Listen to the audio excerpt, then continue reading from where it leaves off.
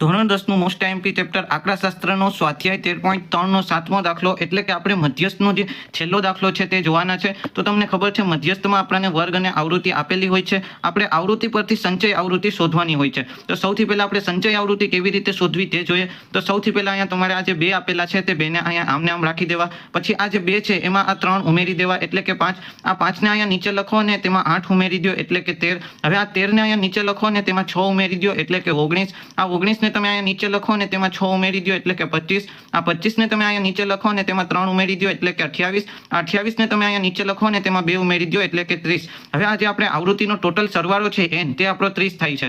હવે અહીંયા આપણે સૌથી પહેલા n/2 શોધવાનો હોય છે. તો n/2 એટલે કે 30/2 જે 15 આવે. તો હવે આપણે જોવાનું કે સંચય આવૃત્તિમાં 15 ક્યાં સમાઈ જાય છે. તો 13 તો નાના છે 15 કરતા, પણ 19માં 15 આવી જાય એટલે આ થશે આપણો મધ્યસ્થ વર્ગ. આને આપણે કહીશું મધ્યસ્થ વર્ગ. જે મેં અહીંયા લખ્યું છે તેથી આપણો મધ્યસ્થ વર્ગ 55 થી 60 થાય. હવે આપણે અહીંયા L શોધવાનો છે. L તમને ખબર છે મધ્યસ્થ વર્ગની અધસીમા થાય. CF થાય આપણી જે સંચય મધ્યસ્થ સંચય આવૃત્તિ છે તેની ઉપરની આવૃત્તિ એટલે કે આ 13.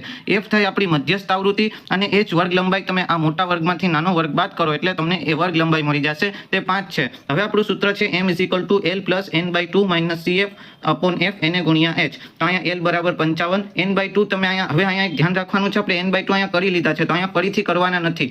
n/2 બરાબર 15, CF બરાબર તમારા અહીંયા 13, આપણો F 6 છે અને h આપણો 5 છે. હવે અહીંયા જો 15 માંથી 13 જાય એટલે કે 2 વધે અને છેદમાં 6 તમે અહીંયા લખ્યા છે 2/6 એને ગુણ્યા 5. હવે 2 ને તમે 6 વડે ભાગ નાખો તો 2 તેરી 6 થાય એટલે કે નીચે ઉપર 1 વધે અને નીચે 3 વધે 1/3 એને ગુણ્યા 5. હવે અહીંયા 5 ને અહીંયા ગુણી નાખો એટલે કે 5/3 તો 55 + 5/3. હવે તમે 5 ને 3 વડે ભાંગો તો તમારો જવાબ આવશે 1.67. આ 1.67 ને તમે 55 માં ઉમેરી દો તો તમારો ટોટલ જવાબ આવશે 56.67.